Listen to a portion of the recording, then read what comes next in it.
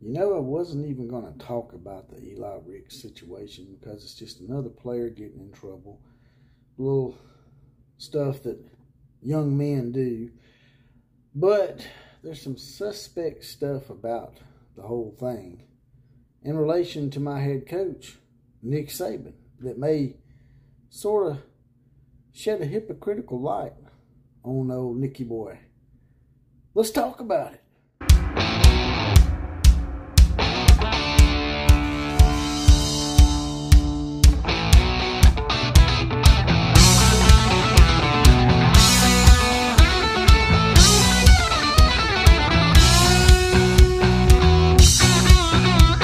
Again, class, another episode of the Outlaw of College Football. That's me, the OCF. And today I would just like to touch on my coach there, Nick Saban, a little bit, because I wasn't even going to talk about the Eli Ricks situation until I found out a little nugget that may somewhat make Nick Saban look slightly hypocritical. And something I mentioned a while back, you know, he made a statement that Alabama, we don't pay our players. I'm like, you know, I'm the biggest Alabama fan in the world, but we're not naive, Nick. Give us a little credit, man. Let's stop all this bullshit political speak that went out in the mid-90s with the advent of social media. Heck, y'all just can't talk to us like we're stupid anymore. The gig is up. The curtain's been pulled back like the Wizard of Oz, and we all know the truth. So let's don't pretend anymore. Let's give fans and the general public a little more credit and stop playing us like we're fools.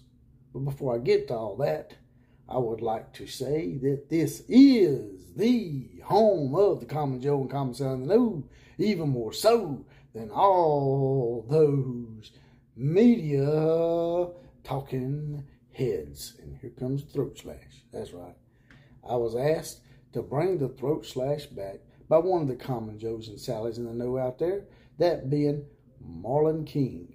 So, y'all can thank Marlon King for bringing the throat slash back. Now, let's get right to it.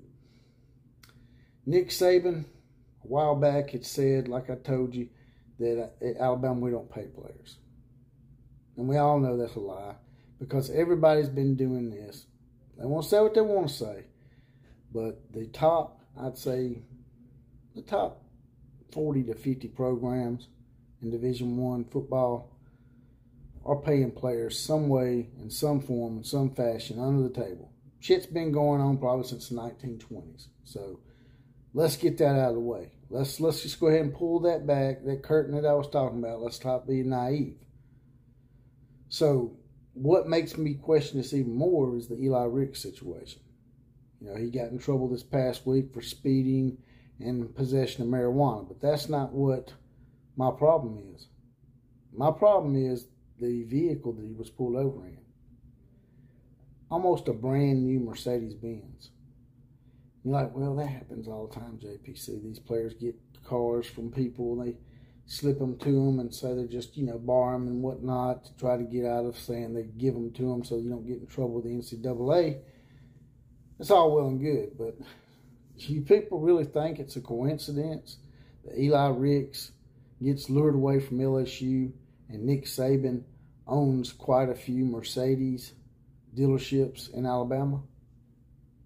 I'm an Alabama fan, and I'm just telling y'all that while I love what Nick Saban's done for Alabama, I appreciate the hell out of it, it's not worth at the expense of my university looking like a bunch of hypocrites and human decency.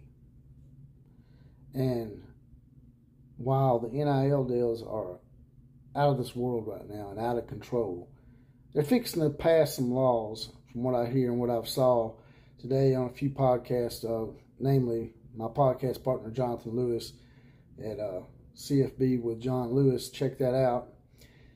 He done a podcast today on the rules that are being put in place now to try to curb some of this out of control NIL stuff. As you know, they got rid of the president of the NCAA, Mark Emmert. He was sort of forced out. And now they're trying to set up rules to curb this stuff.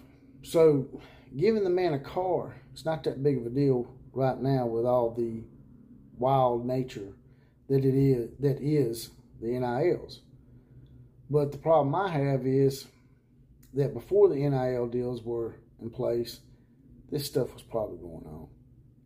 And the other problem I have is when they do put these rules in place, how are they going to explain some of this stuff away? Like I said, I know that y'all going to be mad at me for questioning Nick Saban because how dare you?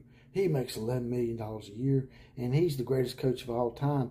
How dare you question him? Who do you think you are to question the great Nick Saban? Well, I'm a fan.